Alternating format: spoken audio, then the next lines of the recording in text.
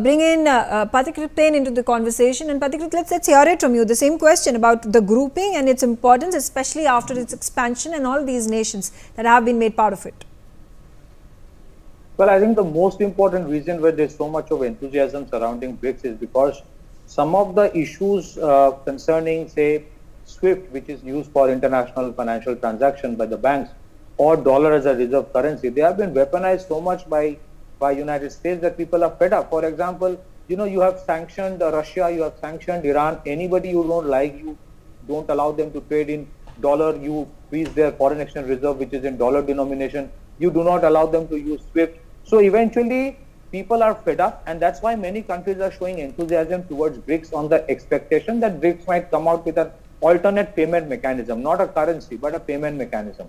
Secondly, yes, UPI is actually becoming very, very prominent. I see no reason, it doesn't mean that we are looking for a de-dollarized society or a world, but you're actually moving towards an alternate. You're keeping backups. For example, if I have to deal with UAE, why should I deal with dollar? I mean, there are many things that we export to UAE, and there are critical energy things that we take from UAE. So you can deal with the local currency. That is exactly what we were compelled to do with Russia, because Russia's foreign exchange reserve in dollar was banned, and SWIFT ban came because there were sanctions on them. So because there is so much of this weaponization of trade, weaponization of currency, weaponization of SWIFT, that has been done by the West, that there is so much of interest, whether it is in BRICS or in UPI, and I think this interest is only going to go up. But let me also say, BRICS has a lot of potential today. Countries are looking towards BRICS, but BRICS also needs to evolve. BRICS is still in that courtship mindset. You have one forum, one summit 1 year, and then next summit next year. Where is the BRICS secretariat? Where is the BRICS headquarters? People will prefer that if the secretariat comes up, if it has its own charter of what they want to do, then invariably it can just come up as an alternative to United Nations. They're not trying to replace United Nations, but there is an alternate, because many areas, whether it comes to dispute resolution, whether it comes to other areas, UN has failed, and US is termed as a Western-centric organization.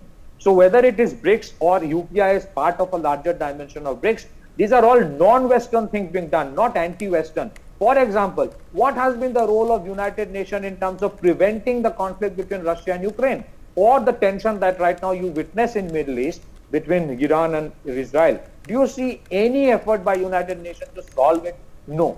Forget about whether it will be successful or not. Compared to that, I am not saying things have become great between India and China, but I think both these countries have shown maturity in preventing a dispute from taking the shape of a major conflict in the border region. And I think that itself is a template that it is not necessary that West knows the best what is good for the rest all the time. There are Asian countries today which are showing the path as to how things can move forward.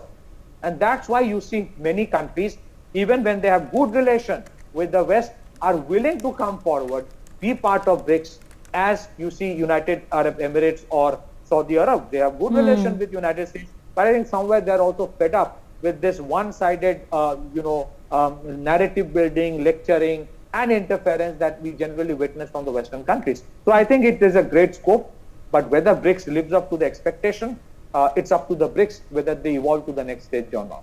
Okay, all right. I also have with me